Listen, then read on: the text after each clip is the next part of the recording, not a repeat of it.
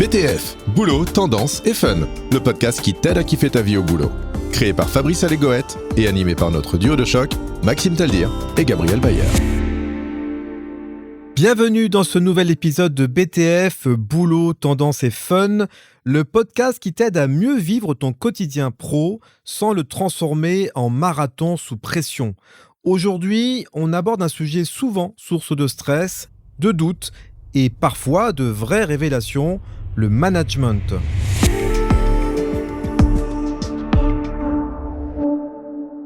Tu viens de prendre un poste de manager, tu t'y prépares ou tu veux juste mieux comprendre comment on embarque une équipe dans la bonne direction sans s'épuiser? Tu es au bon endroit. On va parler de ce rôle clé, celui de manager, en cassant quelques idées reçues et en partageant des conseils concrets pour manager avec bon sens, clarté et une bonne dose d'humain. Dans cet épisode, on va voir les bases d'un management bienveillant et efficace, comment mieux communiquer pour éviter les tensions, des astuces simples pour garder la motivation dans la durée et surtout, comment prendre plaisir à manager sans y laisser sa santé mentale. Tu verras, manager ce n'est pas imposer, mais plutôt accompagner et ça change tout. Et pour cela, j'ai le plaisir d'accueillir Maxime. Bonjour Maxime. Bonjour Fabrice. Comment il va Maxime aujourd'hui ? Très bien et toi ? Très bien aussi. Et Gabriel. Bonjour Gabriel. Bonjour Fabrice. Comment ça va ? Ça va bien. Bon, merci à vous deux d'être présents. Je te laisse donc, cher auditeur, en bonne compagnie.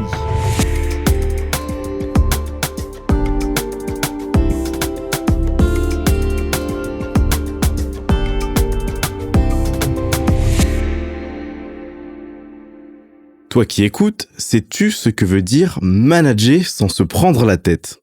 Eh bien, c'est avant tout une posture, celle d'un manager à l'écoute, clair et cohérent. Pas besoin d'en faire des tonnes pour être efficace. Ce qui compte, c'est la qualité du lien avec ton équipe. Première base, la confiance. Quand tes collègues se sentent respectés, entendus, soutenus, ils osent davantage, prennent des initiatives, s'impliquent et cette confiance, elle se construit dans la durée à travers des échanges réguliers, des retours sincères et une vraie présence. Deuxième base, la clarté. Un manager qui donne des consignes floues ou contradictoires génère surtout de la confusion. Sois précis sur les objectifs, les attentes, les délais. Un cadre clair égale une équipe plus sereine. Troisième base, la communication. Prends le temps d'échanger. Un point rapide chaque semaine, un petit message pour prendre des nouvelles, un café en visio. Ce sont ces moments simples qui créent de vrais repères. Et concrètement, comment tu fais pour garder une bonne dynamique d'équipe au quotidien ? D'abord, pense aux petits rituels. Un point rapide le lundi matin pour lancer la semaine, une pause sympa le vendredi pour relâcher la pression, ou même un canal dédié aux bonnes nouvelles, aux félicitations, aux réussites, ce genre d'habitude crée naturellement du lien. On se sent plus soudé et plus en confiance. Ensuite, il y a le feedback. Et là, oublie le « c'est top » ou « faut revoir ça » lancé à la va-vite. Ce qui marche, c'est un retour clair, sincère et constructif. Tu valorises ce qui a bien fonctionné, tu proposes des pistes concrètes pour aller plus loin et surtout, tu restes bienveillant. Résultat, les personnes se sentent écoutées, reconnues et elles progressent beaucoup plus vite. Mais parfois, malgré tout, ça coince. Tu sens qu'un collègue s'éloigne, répond moins, décroche. Pas besoin d'attendre que ça explose.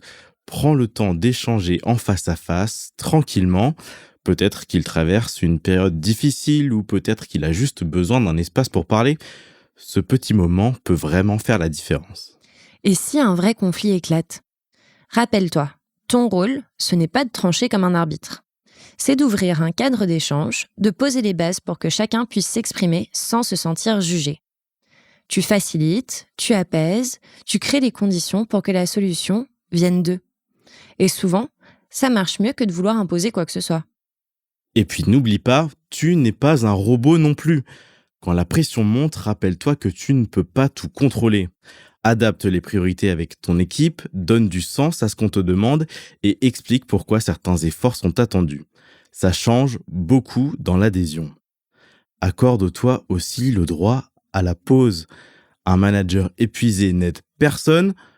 Prendre soin de toi, c'est aussi prendre soin de ton équipe. Et célèbre les petites victoires. Un objectif atteint, une mission réussie, une amélioration visible. Tout ça mérite d'être reconnu, même sobrement. Ça nourrit la dynamique et renforce la motivation. Tu vois, manager, ce n'est pas jouer un rôle. C'est rester aligné avec ses valeurs, tout en gardant le cap.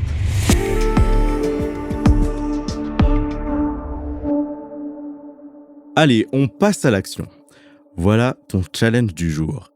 Programme un échange individuel avec chaque personne de ton équipe ou de ton entourage pro si tu n'as pas encore de rôle managérial. Prends 10 à 15 minutes pour mieux comprendre ce qui les motive, ce qui les freine, ce qu'ils aimeraient améliorer et propose au moins une piste concrète pour les aider à progresser. Ce simple moment d'écoute peut avoir un impact énorme. Tu crées un lien, tu inspires confiance et tu poses les bases d'un management solide. Et voilà, on arrive au bout de cet épisode. Si tu devais retenir l'essentiel, ce serait manager, c'est avant tout écouter, clarifier et accompagner. Ce rôle peut être source de satisfaction, d'impact et de progression, pour toi comme pour les autres. Et petit bonus pour la route, une étude récente montre que les équipes managées avec bienveillance sont jusqu'à 20% plus performantes. Pas mal, non ? Merci d'avoir été avec nous. Si le sujet t'a parlé, pense à le partager autour de toi. Collègues, managers, futurs responsables, tout le monde peut en tirer quelque chose. Et si tu veux nous soutenir, un petit commentaire ou quelques étoiles sur ta plateforme d'écoute préférée, c'est toujours bienvenu. On se retrouve très vite pour un prochain épisode.